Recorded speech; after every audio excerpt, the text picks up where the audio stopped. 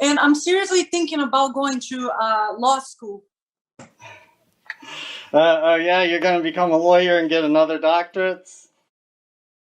I don't know, but I just need to do whatever it takes to change what's going on in this country right now, dude. Amen to that. Well, that's for sure. But, we already got enough lawyers in the world. Well, I don't know, but whatever is going on right now, it has to stop now. Enough. Do you know what they call 1,000 lawyers buried to their neck in sand? Nothing. Not enough sand. That. Yeah, no, but listen, I'm a lawyer. Colleen, oh my God, she's the reason. So you can't generalize. And I believe that she's probably part of the minority, but there are still good lawyers out there. Very few, but there are. Yeah. She's amazing. One of my best friends is an attorney in Charlotte.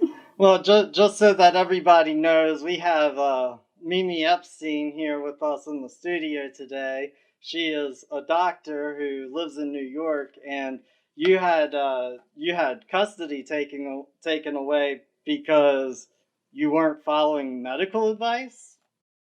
No, because I wasn't wearing a mask, and outside in New York City, where there's no even a mandate, which doesn't happen to be a law for that. Yeah, when I dropped my daughter at school, yes. Well, I mean, my understanding is that a mask is there as medical advice to keep you from getting or spreading the coronavirus. Not from doctors. They're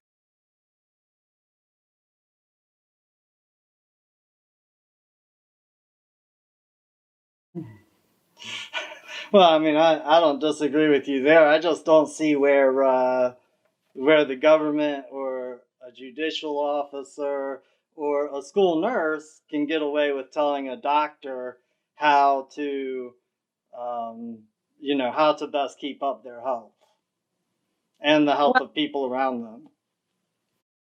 Well, that's where we are right now, though, because at this point, they are getting away with it because today it has been 30 days since I see my daughter, unfortunately.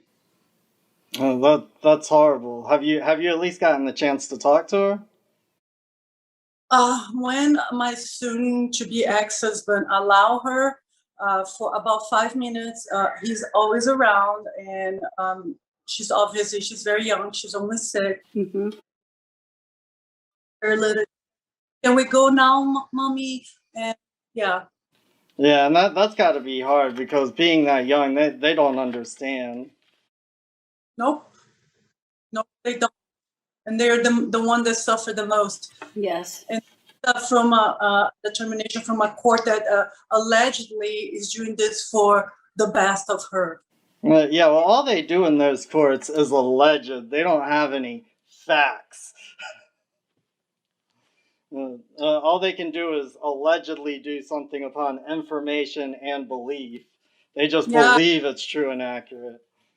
Yeah, I never say I never I cannot believe that parental alienation can never be a good thing, especially when it's a fit parent, which is what's happening. I'm completely being alienated from my daughter right now. Yeah, but it doesn't sound like, and of course I don't really know, but it doesn't sound like your ex is alienating you. It sounds like the courts in the state are alienating you. Is that correct? Yeah, but who weaponized the school letter, which was completely untruthful about what happened that day that I dropped my daughter, was him. So, there has to be one side that weaponizes, the instruments that are given to them, Well, that's for sure. I mean, the entire system, in my opinion, seems to be set up for the wrongdoer, for the people who are doing wrong. I mean, if you look at restraining orders, or up in North Carolina, they call them 50Bs, where one party goes into the court, moves before a judicial officer, says, hey, this, and this happened to me, and then they go ahead and punish the other party without giving them their right to be heard. They don't ask the other party to come to court. They don't get the other party's point of view. They don't pull in witnesses. They just say, you can't come home until you come to court and participate in our little program here, which is already screwing you over. So, and that's exactly what happened to me also when a 50B from the magistrate in Hendersonville was put on me and I was arrested. But Mimi, welcome to the studio. We're happy to have you here today. We're really sad what you're going through. We have a lot of supporters, a lot of people throughout the world who are getting familiar with your story and are outraged by it. So thanks for being with us today. So Mimi, upon information and belief, I believe that you are permitted to have access to your daughter 5:30 every evening. Has that been happening? Sometimes it does, but it's very rushed. It's supervised. He's always around, I know, because of the way she acts. And but it depends on the day too. Sometimes it flip-flops. It flip-flops, so it's not consistent that you are able to speak with your daughter in the evening. Nope. So can you tell us what it's like to come home every night after work and not have your daughter at home? Well, actually, at this point, I took a sabbatical of my primary work because I have 3 jobs, but the other 2 I can do it because it's just reviewing, supervising nurse practitioners. But I'm not able to see patients, so it's the whole day fighting and connecting with people to bring her back. But it's just an emptiness. Like in the beginning, it was like I just didn't want to leave anymore. No, I wasn't suicidal, but I just didn't feel like life was worth it anymore. But God has been really present and has manifested in my life through the support that I have been receiving. I have been connecting with like amazing people who have been giving me support, and but basically that's it. It feels like is the end of the line. Mm-hmm. Yeah. And I think with what you're going through, there are a lot of people, even without children, that are very sympathetic to what's been happening to you. Certainly those with children can feel your pain and the outrage of what's been happening to you. Can you tell us a little bit about the relationship you have with your little girl prior to this? It's amazing. I know I would say that, but she's the best daughter ever born. You're a little proud of how I had her. I waited until really later. I had her I delivered her when I was 43. And she was, before I met this man that I decided to marry and have her, I was actually putting money towards a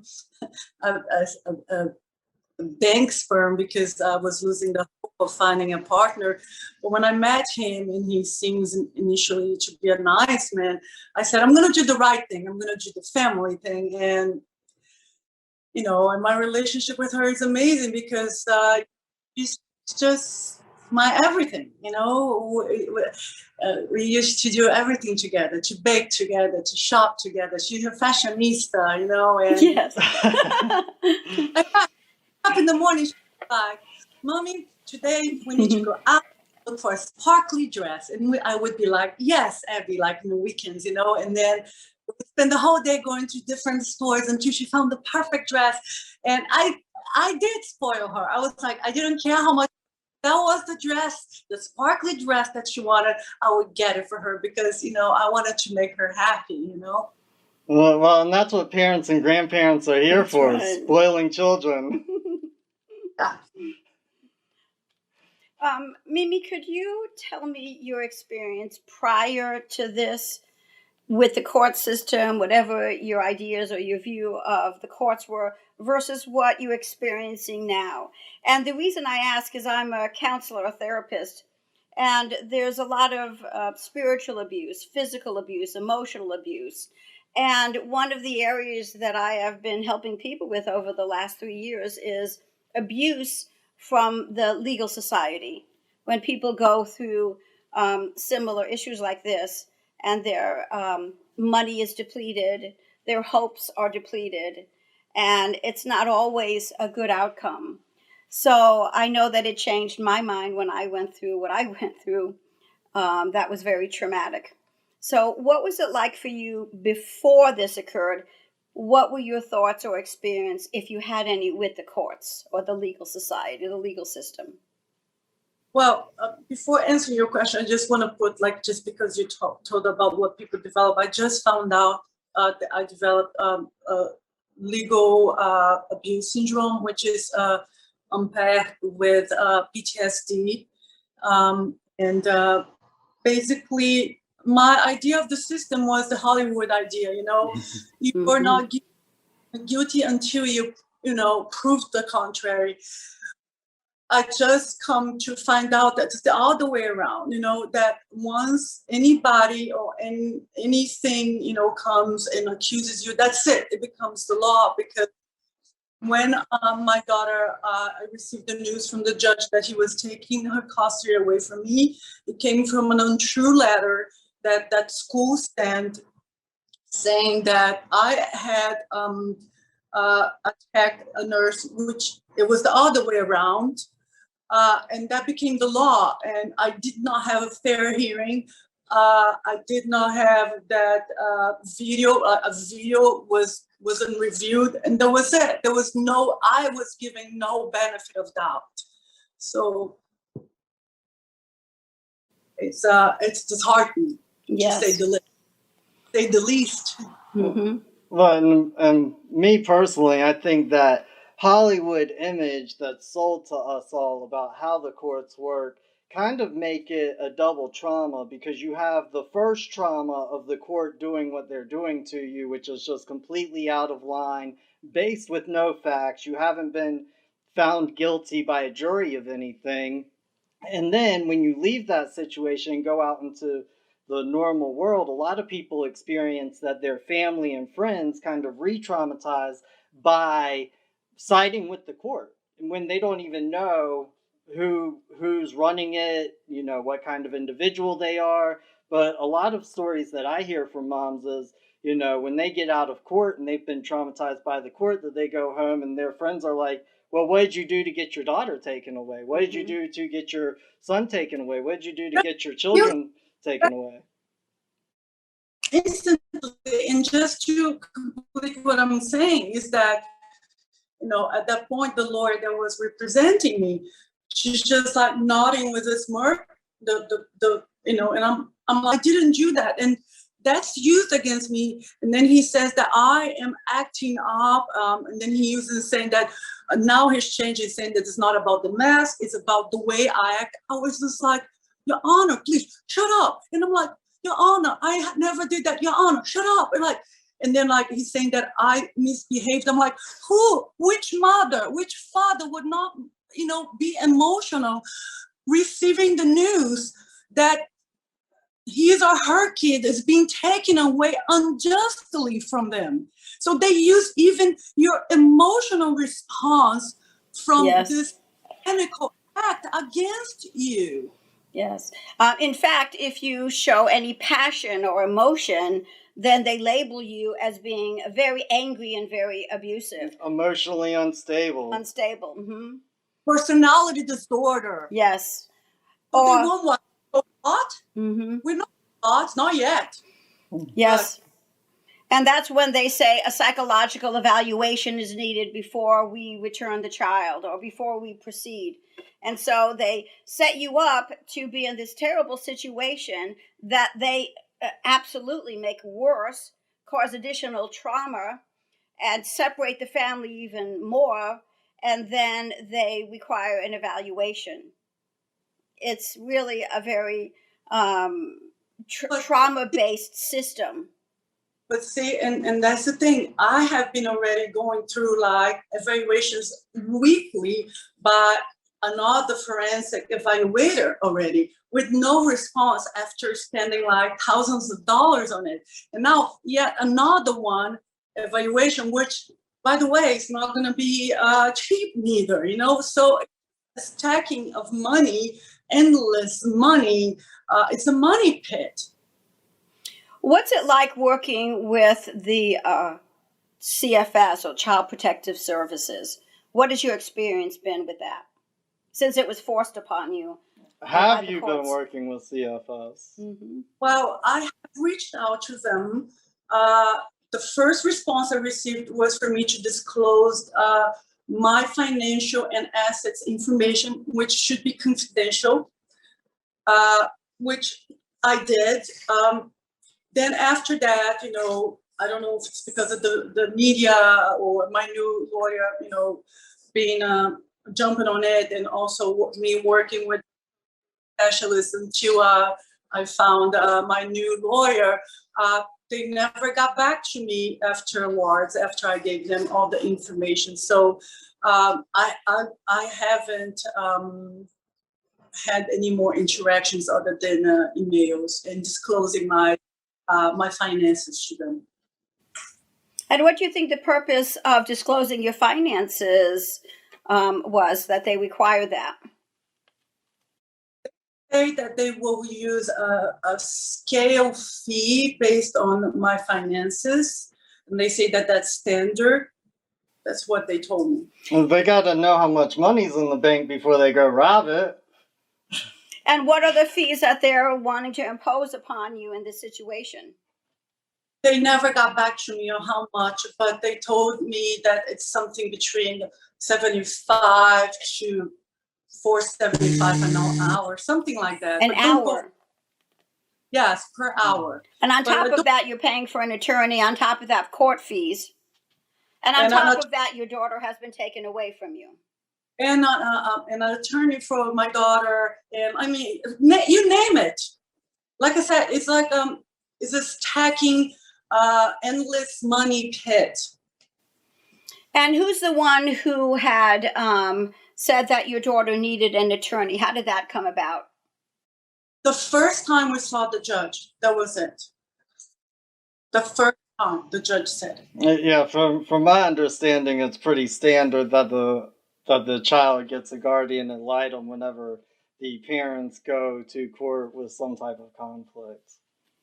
Because my soon-to-be ex-husband was accusing me of untrue things, which, like I said, and that's why I was going through all this, you know, I was being psychologically tested every week and, you know, paying all this money and all this stuff. Like I said, so far, everything was like going negative, everything negative. They had nothing on me until this incident where, like, all of a sudden the school sends this lying letter, and then that's it. I am a bad person. That's it. You know? So, John, my question to you. Define me. That letter defined me. That's it. That was it. And so, John, the question I have for you is, seeing the way the situation has progressed and morphed into where we are today, can you tell us, with the nurse that physically touched Mimi, at that point, what could have been another scenario? Well, I mean, honestly, the way that I see it from everything I've heard about how it went down is that there was an altercation between you and the nurse, and, you know, the child should have never been involved. I haven't heard anybody say that the child was involved. So, really, if there's any legal issue at all, what was that? That she was already inside of the school when it happened, by the way. And I watched the video. Hello, I think we lost you. We lost you. So my daughter was already inside of the school with her mask when this woman just basically viciously attacked me. And it's clearly seen in the video that she comes with this thermometer in her right hand and starts pushing me. And I keep stepping back. and she keeps coming after me. So when I try to get out of her, she keeps like, it's clear. It's clear. And they had the chutzpah to send the letter saying that I was the one that attacked her. And my lawyer, like a couple of days ago, we saw the video. And my lawyer, she disclosed me. She said, Mimi, I believed you, but I didn't realize how viciously attacked you were. It's surreal. How can they try to switch, and turn around this? But the image is so clear. She was like appalled of how of a lie that letter was. So the woman that came towards you with a thermometer after your daughter was in the school, on the school property and inside the doors, it was the nurse from the school. Yeah, she kept yelling, I'm the school nurse. You cannot be here. Damn it. This is school, and pushing me. It was a nightmare. It was awful. And could you tell us, where did she push you? Where did she physically touch you? In my shoulder. She had her right, and then she kept pushing me in my left shoulder. My left shoulder. And I kept stepping back, saying, excuse me. And she kept saying, I'm the nurse. I'm like, I'm a physician. And guys, it was so surreal. It was like a few seconds, but for me, it felt like 10 hours because it was just so surreal, guys. It's like,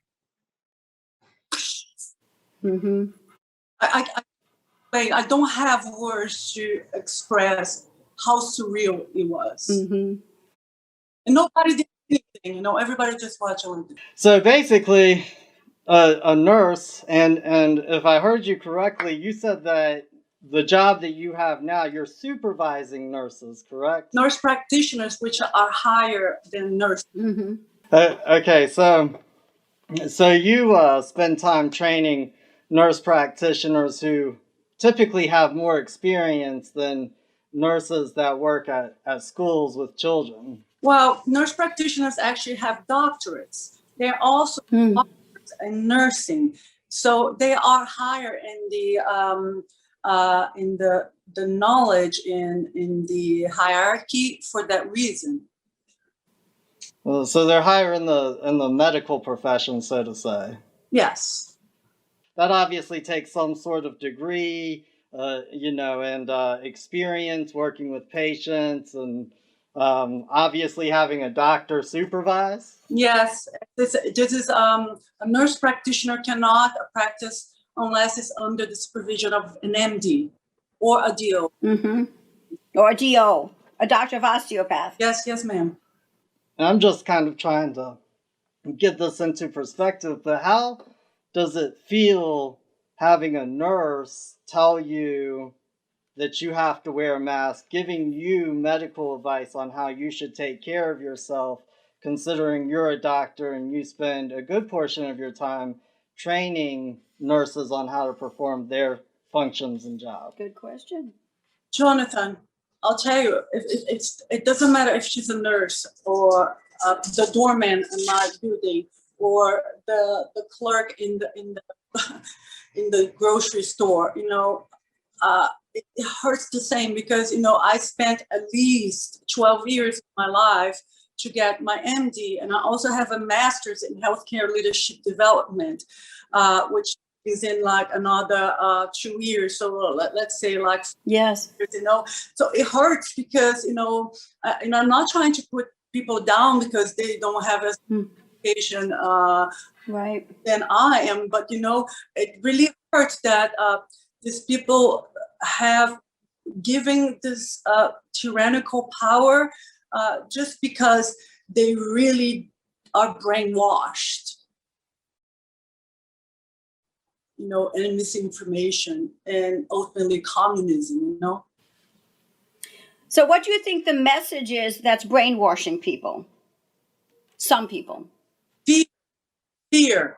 this is something that elites have been, elites know our human behavior very well. They have been studying us for centuries, and they know very well that the easiest way to control people is through fear.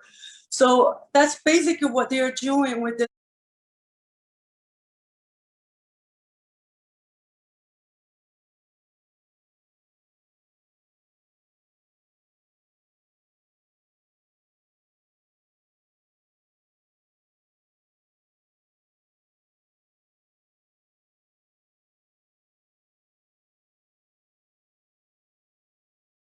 That's why when Bill Gates and his wife was on TV, and they were like, "Oh, just wait until the second wave comes in," and they have this smirk because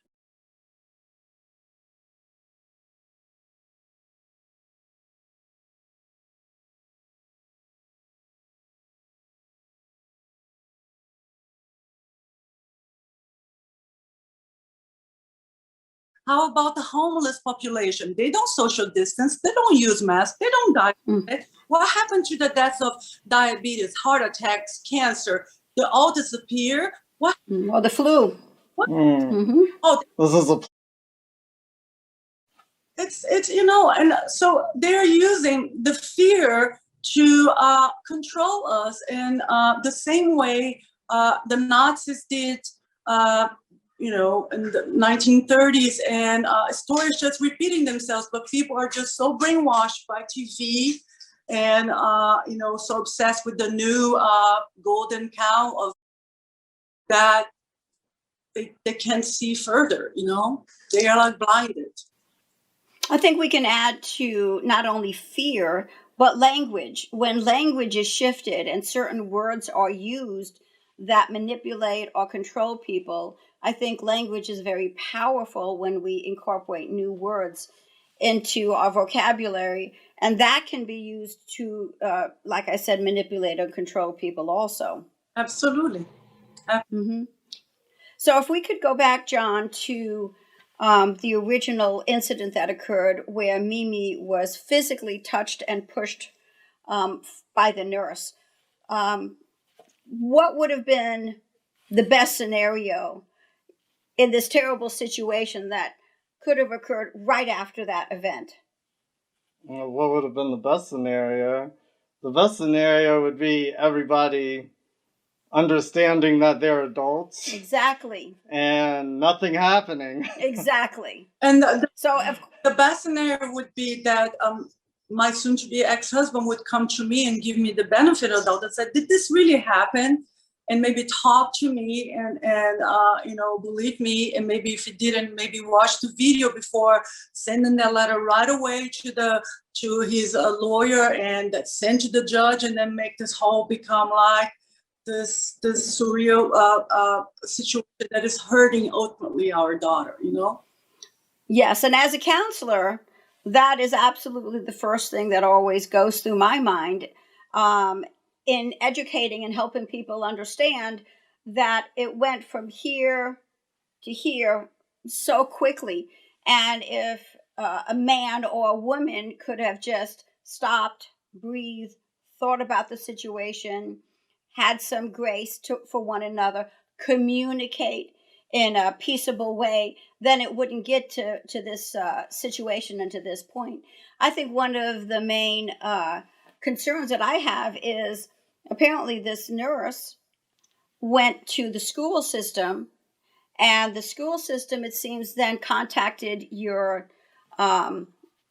husband, the husband that you separated from, and then from there it morphed into where it is now also. They sent me a letter, and the same letter that they sent me, they sent him, like saying the untrue things, that I pushed her, that I used foul language, that and saying that I could no longer pick her up or drop her, or I cannot connect with anybody from the school staff, a school that I paid for half of it, which is very expensive. So it's just like I said. So I think what you're saying is the school did not even call you in and sit you down with the nurse and talk about this like mature adults.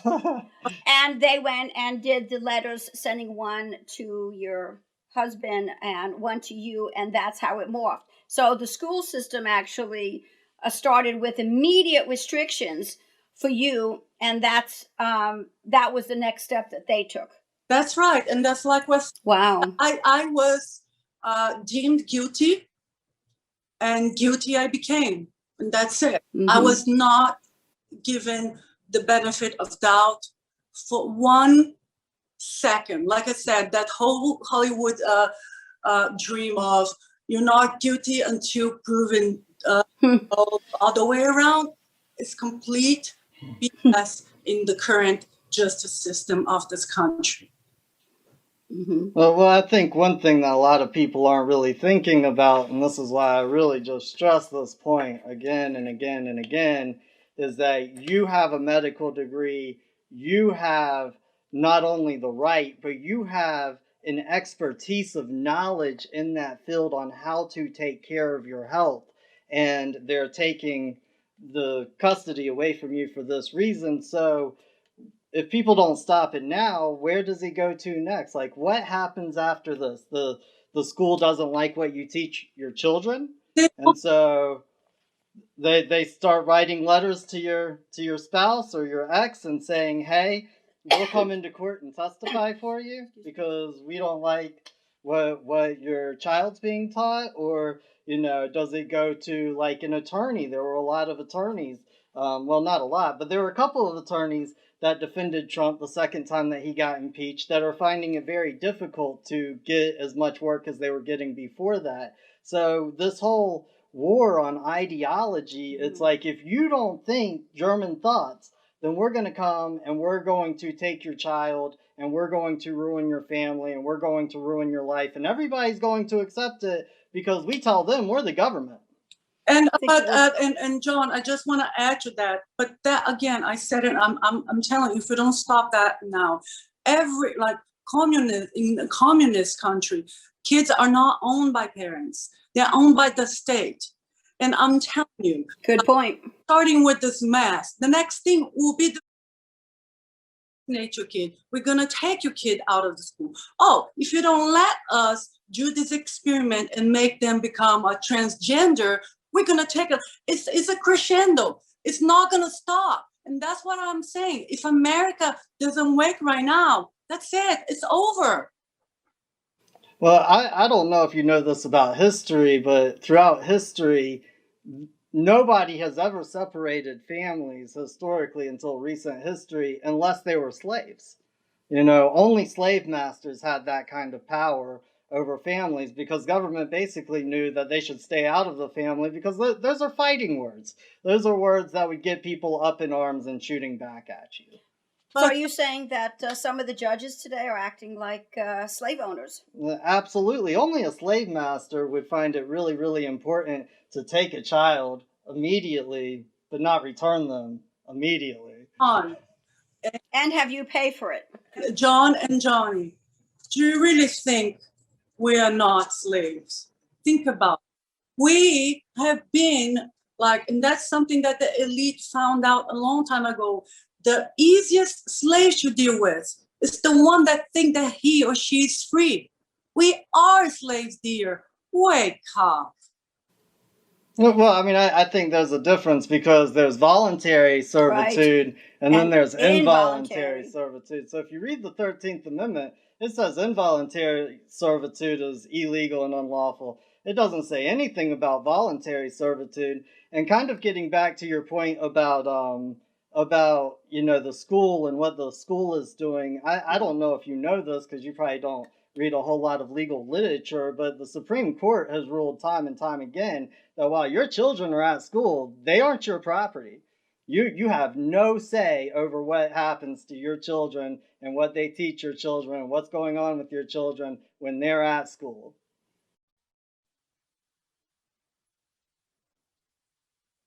Saying, I agree with what you're saying, but you need to know communists do not respect any constitution. Hello. With the Nazis rising to power, another thing that people don't really think about with the Nazis coming to power is everything they did was legal. You know, Mm. obviously they had the Geneva Convention afterwards, and the Geneva Convention found a lot of it to be unlawful. But within the Nazi structure, within the Nazi government, everything that they did was legal because they wrote it into existence. They changed their constitution. You know, Parliament enacted acts, for instance, to go after communists, right? So because fascism and communism don't work real well side by side, and that's Different terms for the same thing, dear. well, kind of. You know, Nazi and socialism, in a lot of ways, financially works out better for the people than communism typically does. In communism, everybody's a slave. And in socialism and Nazism, just the bottom servants, the bottom feeders are really slaves, and that's the way it works in an economic system like we have right now, where you don't have slave labor, but you have slave wages, and it's the same thing. So when you were talking about Nazism and Nazi Germany at the time, it was legal but not lawful, so it was not duly qualified. Yeah, it was absolute. Everything they did was legal, and the way that they got it in place was, you know, they just started setting up these policies, because that's all the legislature can do, is set up a policy. One thing that a lot of people don't understand is mandate. That's right, a mask mandate policy. And one thing that a lot of people don't understand, it's kind of like Joe Biden. Everybody gave Trump a whole lot of crap. Why didn't he mandate masks nationwide? Well, probably because he didn't have the authority. When Joe Biden got into office, he was like, yeah, I'm going to mandate masks wherever I can, wherever I have the jurisdiction, which means military bases, federal property, federal courthouses, you know, Congress, the White House.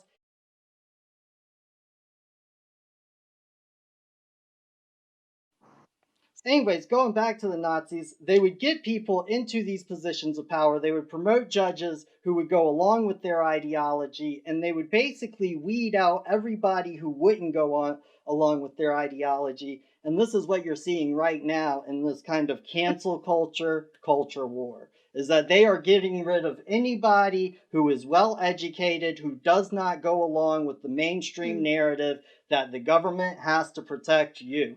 I'm with Ronald Reagan. The scariest words I've ever heard is, I'm from the government, and I'm here to help you. Listen, like in those lines, don't you think that this church didn't already started like planting the seed to try to make me lose my license, my medical license? Oh yeah, and I mean they all work together in these commissions and these boards that license people.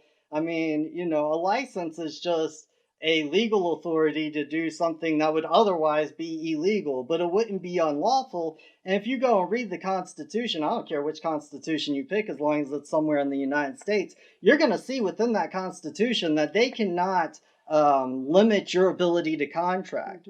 So if they took your license, you could still work with people who contracted with you privately. You just couldn't advertise it in the free market, they call it. I repeat, communists do not care about constitutions. Well, and I think it's really obvious that our elected officials don't care about our constitutions anymore.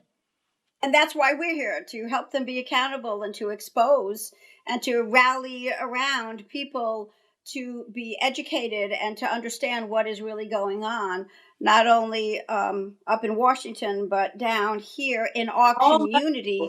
All levels, we need you, because all levels. So they are, and all branches of government. They are, and not only government, but like our lives, because these people, they're like infiltrative cancer. They have infiltrated all levels of society, and they were able to do that because we, the good ones, have been entrenched in work, paying bills, raising kids, doing this, doing that, and we were distracted.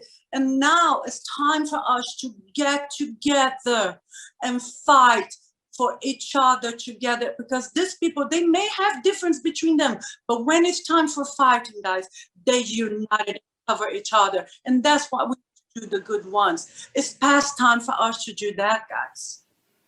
Well, and I'd like to encourage the good ones out there that are in the government, that are senators, attorneys, lawyers, judges, magistrates, those that are in the sheriff's department, the police department. I just want to really encourage you to go ahead and rise up when you see any injustice and when you see things that are going wrong or in a direction that is not right. For you to be in that position, to be able to voice your concerns and be able to do what you're called to do, which is to help one another. Yeah, because if things go really south, we're all in the same boat, including you. Yes. And what you think? I keep saying, like, first things first. I want to bring Abby home as soon as possible, but this became my life mission. I'm actually putting together an organization called Mothers Across America Against Medical Tyranny. I'm working side by side with frontline doctors, with Dr. Simone Gold. Of course, it's in embryonic steps yet, but I'm very serious about that, because if we don't fight, that's it. We're subdued, and we're doomed to live like slaves for real. Mimi, would you repeat the name of that organization again, please, and where people can find you?